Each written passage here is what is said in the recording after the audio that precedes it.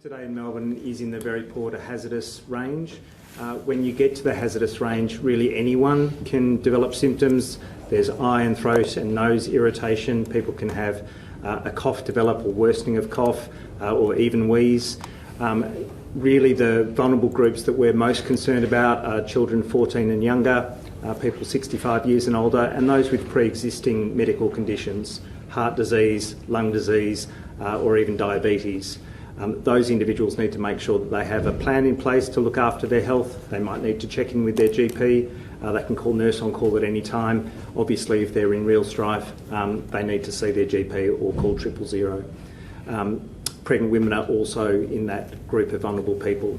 But when you get to that hazardous range and the Vic Emergency site has details on the actions that you should take, as well as the AirWatch app by EPA, where you can plug in your postcode and find out what the conditions are hour by hour nearest to your location. That's the best way to monitor how the levels are going and the things that you need to do. Melbourne is different from East Gippsland and the northeast of Victoria, which have really had many days in the very poor to hazardous range. We will get respite over coming days. It's probably going to be, however, in the very poor range up to hazardous until late in the week, but it will improve over time.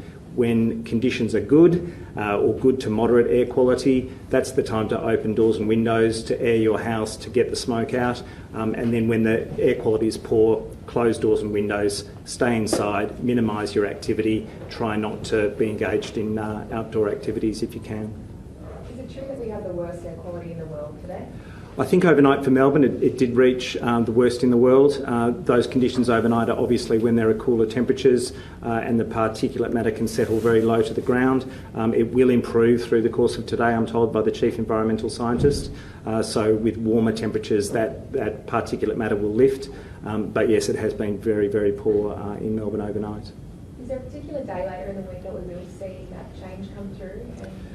I think we're all hoping for a change in fire activity with some of the rains that are coming through and the milder weather, but it's obviously very dependent on fire activity. So if the lines of control on the fire ground can mean that we don't have significant runs of fire, then we're obviously going to have less smoke generated. But hopefully with some rain, some decreased fire activity and some more southerly winds, we can be better off. Premier, you talked about the review and necessarily not using the Royal Commission. Have you spoken directly to the Prime Minister about that? I have. I had a conversation just a couple of days ago with the Prime Minister about a couple of different things. One of them was the Royal Commission. This is Sunday morning, I think it was. And he's still working through exactly what sort of inquiry he prefers. And he's got to go through his own cabinet process, and he was clear with me about that. He'll work through those issues. It's unclear to me. There's not a criticism, it's just that I don't think it's been settled yet, whether this would be an inquiry into how the national effort can be as best coordinated as possible, or whether it's an inquiry into the event more broadly. I made it clear to him that IGEM was the way we were going to go forward, and as Lisa has said, Tony's got a wealth of experience over many decades, but most recently he's had a very close look at a couple of very significant fires. One that started as a planned burn, and of course White River being the other example, Hazelwood, the list goes on. I think thunderstorm asthma as well, he had a very close look into that as well. So he's got the experience and the understanding and the status, if you like, in our emergency services system to be the right person for this. It's unclear to me, again, I'm not making a criticism, I don't think it's been settled exactly what a federal inquiry will look at. But I have a commitment from the Prime Minister for further consultation and trying to work together as best we can on that. Have you discussed with him the need for deeper climate change action? The Prime Minister and I have not had a climate change discussion. He knows my views on those matters very well. We are proud to say we have the most comprehensive and aggressive renewable energy agenda, and we do that for a number of reasons. One is the planet. The other one, of course, is more supply means more downward pressure on prices, and that's better for households and businesses. We're not putting 750,000 rooftop solar units in for fun or because it's some sort of ideological thing. We're doing it because it's the only way forward to guarantee that we've got the energy security and the price stability that every household needs. And then there's just the small matter of us playing our part to make sure our planet is as healthy and sustainable as it possibly can be. We take those responsibilities very seriously, Rich, and we have a track record that I think proves that. Given the number of events have been cancelled because of fires and from smoke, are you concerned about a mounting kind of social and economic cost from these fires? Oh, there's no doubt that there'll be a very significant economic cost.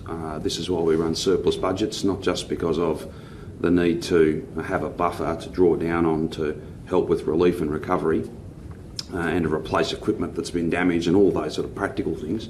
It's also a buffer against uncertain times, and there's no question that the Victorian economy and the Australian economy will take a hit because of less consumer spending, less tourism, all of those other things on top of the direct cost of making good after these fires as well. So that's why I'd say to people, I know it's very inconvenient, but if you can perhaps if you can reschedule your holiday or defer your holiday to one of these communities instead of cancelling it, that's a great thing for the state and for those tourism operators.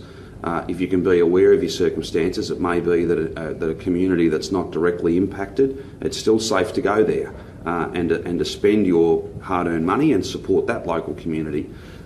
Getting the best information is how to make the best decisions. We've made that point many, many times. But there's going to be a significant economic cost, a significant social cost, and then there'll be the direct budget cost of fixing all the damage and trying to help communities rebuild. And then there's the particularly challenging emotional, mental health cost that comes from such a traumatic event, and that's why the Prime Minister's announcements the other day were welcomed by us, and it's why we've put case managers in to support every single person who's been touched by an unprecedented level of fire activity so early on in our fire season.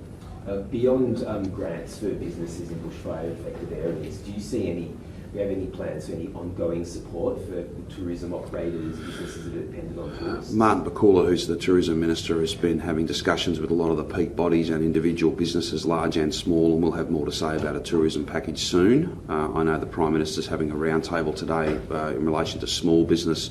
He's made it clear that some of that income support, some of those other kind of Centrelink, using that as a platform to provide support to businesses that are doing it very tough, that's a priority for him. We'll work and try and be as coordinated as we can. But tourism, I've been to enough of these communities now to see literally there's no one in these towns. There are no customers, or very, very few, and this should be the busiest time for so many, particularly the coastal communities, but up in the alpine areas too. They're not going to be. It's going to take some time for them to be able to recover, and we'll have to stand with them, and we will.